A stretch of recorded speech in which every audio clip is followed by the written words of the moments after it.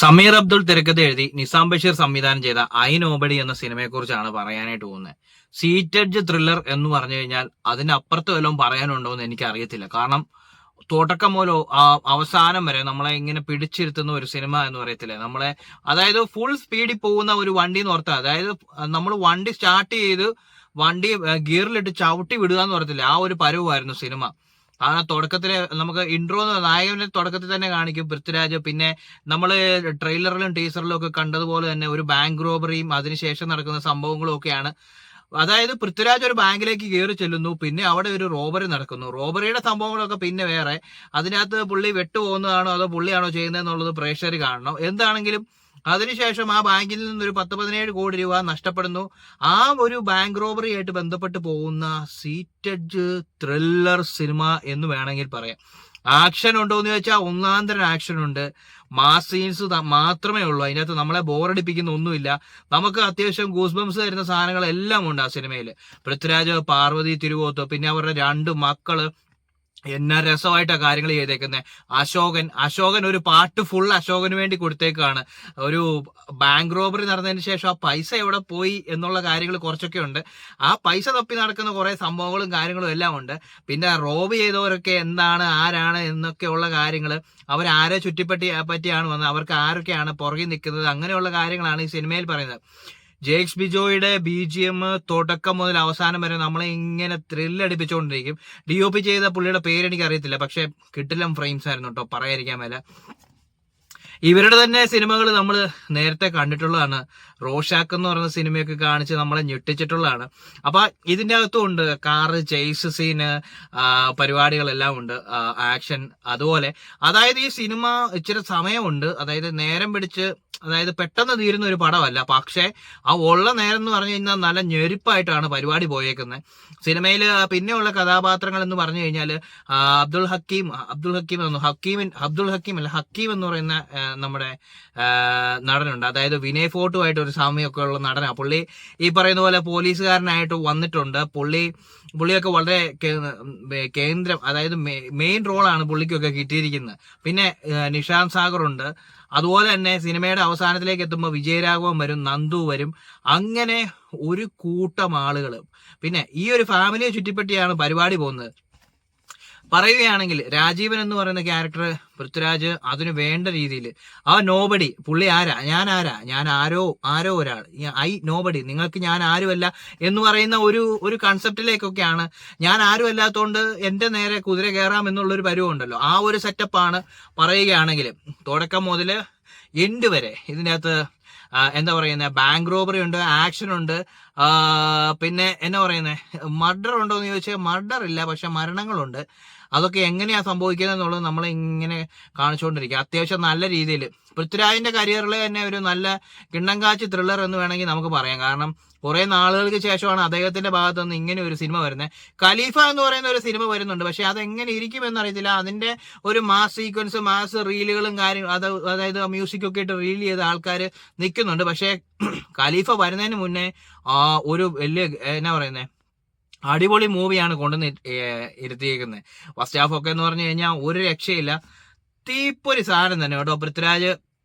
പൃഥ്വിരാജിനോടൊപ്പം തന്നെ നമ്മുടെ എന്നാ പറയുന്നത് പാർവതി കട്ടയ്ക്കാണ് നിൽക്കുന്നത്.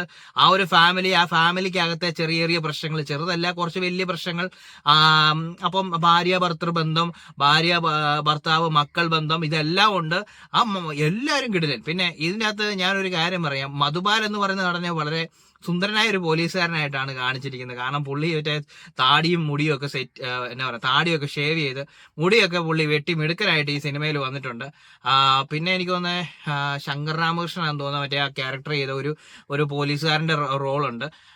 എന്താണെങ്കിലും എല്ലാം കൊണ്ടും വർത്താണ് ഈ സിനിമ. അത് ഉറപ്പായിട്ടും അടിപൊളി. ആ ഒരു സമീർ അബ്ദുൾ, നിസാം ബഷീർ കൂട്ടുകെട്ടിലെ ആ ഒരു സിനിമ എന്ന് പറയുമ്പോഴത്തേക്കും അത്യാവശ്യം ഉണ്ട്, കിടുക്കനാണ് സിനിമ. എന്തുകൊണ്ടും നമുക്ക് ഒരു രീതിയിലും ബോറടിക്കത്തില്ല. എല്ലാ കാര്യങ്ങൾക്കും ഒരു ക്ലാരിറ്റി ഉണ്ട്.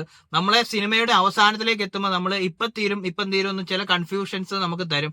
സിനിമ തീരുകയാണെന്ന് തോന്നുമ്പോൾ പക്ഷെ തീരുന്നില്ല. പിന്നെ അവിടെ ചില ക്വസ്റ്റ്യൻസ് വരും, അതിനുള്ള ആൻസേഴ്സ് വരും. അതായത് എവിടെയൊക്കെ ക്വസ്റ്റ്യൻസ് ഉണ്ടോ അവിടെ എല്ലാം അതിനുള്ള ആൻസേഴ്സ് നമുക്ക് തരുന്നുണ്ടാവും.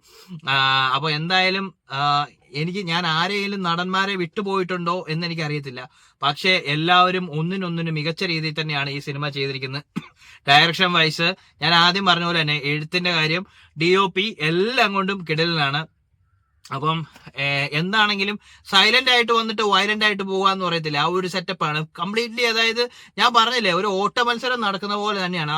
അതായത് നമുക്കൊരു ശ്വാസം വിടാനായിട്ടുള്ള സമയം തരാതെ നമ്മളായിട്ട് ഓടിച്ചുകൊണ്ടിരിക്കുന്ന രീതിയിൽ ആ സിനിമ നമ്മളെ മുൾമുനയെ നിർത്തുകയാണ്. അതാണ് പൃഥ്വിരാജ് ഓടുന്ന കൂടെ നമ്മൾ ഓടും, പൃഥ്വിരാജ് ടെൻഷൻ അടിക്കുന്ന കൂടെ നമ്മൾ ടെൻഷൻ അടിക്കും. ആ രാജീവൻ എന്ന് പറയുന്ന ക്യാരക്ടറിന് എന്തൊക്കെ വിഷമങ്ങളുണ്ടോ ആ വിഷമം നമ്മളിലേക്ക് വരും. ആ ഒരു ഫാമിലിയിൽ അദ്ദേഹത്തിനുണ്ടാകുന്ന സഫോക്കേഷൻസും കാര്യങ്ങളും എല്ലാം നമുക്ക് കൃത്യമായിട്ട് നമുക്ക് ഫീൽ ചെയ്യും. കാരണം അത് നമുക്ക് ഫീൽ ചെയ്യണമെന്നുണ്ടെങ്കിൽ ആ സിനിമ അത്രയും നമ്മളെ പിടിച്ചിരുത്തുന്നു എന്നാണ് എനിക്ക് പറയാനുള്ളത്. എന്നെ സംബന്ധിച്ച് ഞാൻ ഫുള്ളി സാറ്റിസ്ഫൈഡ് ആണ് ഈ സിനിമ കണ്ടിട്ട്. സുപ്രിയ മേനോനാണെന്ന് തോന്നുന്നു അതിൻ്റെ ഒരു പ്രൊഡ്യൂസർ, അതായത് പൃഥ്വിരാജ് തന്നെ. അവരുടെ പ്രൊഡക്ഷനിൽ നിന്ന് വന്ന ഒരു സിനിമ ഏതായാലും ആൾക്കാരെ ഒരിക്കലും ബോറടിപ്പിക്കത്തില്ല. സീറ്റഡ് ത്രില്ലർ എന്ന് വേണമെങ്കിൽ പറയാം. അപ്പം പണം ആര് മോഷ്ടിച്ചു, പണം എന്തിനു മോഷ്ടിച്ചു, പണം ആരുടെ കയ്യിലിരിക്കുന്നു, ആ പണം അവസാനം എന്ത് ചെയ്തു എന്നുള്ള കാര്യങ്ങളൊക്കെയാണ്. അശോകൻ ചെയ്തിരിക്കുന്ന ക്യാരക്ടർ കിടിലനാണ്. അശോകൻ പൃഥ്വിരാജിന്റെ കൂടെ തന്നെ അവസാന നിമിഷം വരെ ഉള്ള ഒരു ക്യാരക്ടറാണ്. ഇടയ്ക്ക് എപ്പോഴോ വന്ന് കയറി പിന്നെ അവസാനം വരെ കൂടെ ഉണ്ട്. അശോകന്റെ കൂടെ ഒരു വൈഫുണ്ട്. അശോകന്റെയും വൈഫിന്റെയും മോട്ടീവ് എന്താണെന്നും അവരെന്തിനു വേണ്ടിയിട്ടാണെന്നും പൃഥ്വിരാജിന്റെ കൂടെ നിൽക്കുന്നതെന്നൊക്കെ ഉള്ള കുറെ ക്വസ്റ്റ്യൻസ് ഉണ്ട്. അതിനെല്ലാം ആൻസേഴ്സ് കിട്ടുന്നുണ്ട് നമുക്ക്. പിന്നെ എന്താ പറയാ, നമുക്ക് വളരെ സാധാരണക്കാരന് പറ്റുന്ന ചെറിയ അബദ്ധങ്ങളും കാര്യങ്ങളും ഒക്കെ അശോകൻ ഒരു സാധാരണക്കാരനായിട്ടാണ്. അശോകനെ കുറിച്ച് പറയുമ്പോൾ ആ പുള്ളിക്ക് പറ്റുന്ന അബദ്ധങ്ങളും കാര്യങ്ങളും ഒക്കെ കാണിക്കുന്നുണ്ട്. അതായത് ബാക്കി ഞാൻ പറയുന്നില്ല, അത്രയും ഞാൻ പറഞ്ഞ് ബാക്കി സിനിമ കാണുക. സിനിമയിൽ കഥ മുഴുവൻ പറഞ്ഞു കഴിഞ്ഞാൽ ട്രെയിലറിലും ടീസറിലും കണ്ടിരിക്കുന്ന അതേ സാധനം തന്നെ. ആ ഒരു ബാങ്ക് റോബറി, അതിൻ്റെ അകത്ത് രാജീവൻ എന്ന് പറയുന്ന പൃഥ്വിരാജിന്റെ പങ്കെന്ത്, അങ്ങനെയുള്ള കാര്യങ്ങളിലേക്കൊക്കെയാണ് പോകുന്നത്. എന്തായാലും വളരെ മികച്ച രീതിയിൽ തന്നെ ആ ഒരു സിനിമ ചെയ്തിട്ടുണ്ട്. നല്ല ഇച്ചിരി ഡ്യൂറേഷൻ ഉണ്ട്. എനിക്ക് 3 മണിക്കൂറില്ല, 168 മിനിറ്റ് എന്നാണ് കാണിച്ചിരിക്കുന്നത്. അതായത് ടോട്ടൽ 2.5 മണിക്കൂറിന് മുകളിലുണ്ട് സിനിമ. നല്ല രീതിയിൽ മ്യൂസിക്, ബാക്ക്ഗ്രൗണ്ട് മ്യൂസിക് പ്ലസ് നമ്മുടെ പറയുന്ന DOPയും കാര്യങ്ങളും ഞാൻ പറഞ്ഞു എല്ലാം കിടലിനാണ് കേട്ടോ, പറയാതിരിക്കാൻ മേല. എല്ലാം കൊണ്ടും നല്ലൊരു സിനിമ. അതിനകത്ത് വന്നു പോയിരിക്കുന്ന ആരും ഈ പറയുന്ന പോലെ വേസ്റ്റ് ആണെന്ന് നമുക്ക് ഒരിക്കലും തോന്നത്തില്ല. അതാണ് ആ ഒരു സിനിമയുടെ. എല്ലാവർക്കും ഒരു ഇതുണ്ട്. നമുക്ക് ചില സിനിമകൾ കാണുമ്പോൾ ഇവൻ എന്തിനാ ഇതിനകത്ത് അഭിനയിച്ചേക്കുന്നത് നമുക്ക് തോന്നാറില്ല, അല്ലെങ്കിൽ ഇവരുടെ ക്യാരക്ടറിന്റെ ആവശ്യമില്ലായിരുന്നല്ലോ എന്നൊരു തോന്നൽ ചില സിനിമകൾ കാണുമ്പോൾ നമുക്ക് തോന്നാറുണ്ട്. അങ്ങനത്തെ ഒരു തോന്നലും ഉണ്ടാകത്തില്ല. എല്ലാ ക്യാരക്ടേഴ്സിനും അവരവർക്ക് കൃത്യമായിട്ടുള്ള സംഭവങ്ങളുണ്ട്. അതായത് ഇപ്പൊ അവസാനത്തിലേക്ക് വരികയാണ് വിജയരാഘവൻ നമ്മൾ ചെയ്ത് കണ്ടിരിക്കുന്ന ക്യാരക്ടേഴ്സിൽ ഒരു ഇത് തന്നെയാണ്. അതിൻ്റെ അകത്ത് കുറച്ച് വ്യത്യാസങ്ങൾ വരുത്തിയിട്ടുണ്ട്. പിന്നെ നന്ദു ഈ പറയുന്ന പോലെ നല്ല അധികം ഡയലോഗ്സ് ഒന്നുമില്ല, എന്നാ സംഭവം കൊള്ളാം. അപ്പോൾ അങ്ങനെ ഒത്തിരി ആളുകൾ, ഇർഷാദുണ്ട് പോലീസുകാരനായിട്ട് വരുന്നുണ്ട്. അപ്പം ഒരുപാട് ഉള്ളവരെല്ലാം അടിപൊളിയാണ്. പിന്നെ അത്യാവശ്യം ക്രൗഡുണ്ട്. ഇതിൻ്റെ അകത്ത് ഓൺലൈൻ മീഡിയയ്ക്ക് ഇട്ട് വെച്ചിട്ടുണ്ട്. ഇപ്പം എല്ലാവരും എല്ലാ കാര്യങ്ങളും ഇങ്ങനെയാണല്ലോ, ഫോണും തൂക്കി പിടിച്ചുകൊണ്ട് നടക്കുന്ന ഒരു പരിപാടി ഉണ്ടല്ലോ. ആ ഒരു സെറ്റപ്പും കാര്യങ്ങളൊക്കെ അവസാനത്തിലേക്ക് വരുന്നുണ്ട്. പിന്നെ ഉള്ള ഒരു കാര്യം എന്ന് വെച്ചാൽ ഞാൻ പറയാൻ പറ്റുമോ, മറുനാടൻ മലയാളി പലനാടൻ മലയാളി ആയിട്ട് വന്നിട്ട് നമ്മൾക്ക് ഒന്ന് ആക്ടർ ജിജോ ആണെന്ന് തോന്നുന്നു, പുള്ളിക്കാരന്റെ പേര് എനിക്ക് കറക്റ്റ് കിട്ടുന്നില്ല. ഏതായാലും അത് കറക്റ്റ് ആയിട്ട് വന്നിട്ടുണ്ട്. ആ ഷാജൻ സ്കറിയയുടെ എല്ലാ മാനറിസവും അദ്ദേഹം ഇടുന്ന പോലത്തെ ഷർട്ടും കാര്യങ്ങളും ഒക്കെ ഇട്ട് കൃത്യമായിട്ട് അതിനകത്ത് വന്നിട്ടുണ്ട്. അപ്പൊ എന്തായാലും ഒരു കിടിലം മൂവിയാണ്, എല്ലാവരും തിയേറ്ററിൽ പോയി കാണുക. അതായത് പൃഥ്വിരാജിന്റെ ഒരു വമ്പൻ പടം എന്ന് തന്നെ പറയാം. കാരണം അത്ര കൈയെടുക്കത്തോടു കൂടിയാണ് പുള്ളി ചെയ്തിരിക്കുന്ന ആക്ഷൻ, ചേസ്, എല്ലാ ഐറ്റവും കിട്ടില്ല സാധനം കേട്ടോ, പറയാതിരിക്കാൻ മേല. അപ്പം അത് പൃഥ്വിരാജിന്റെ തന്നെ ഒരു സൂപ്പർ ഹിറ്റ് ആണ്. ഉറപ്പായിട്ടും ഒരു തിയേറ്റർ നിറയെ ആൾക്കാർ കയറുന്ന ഒരു സിനിമയാണ്. എനിക്ക് അതാണ് പറയാനുള്ളത്.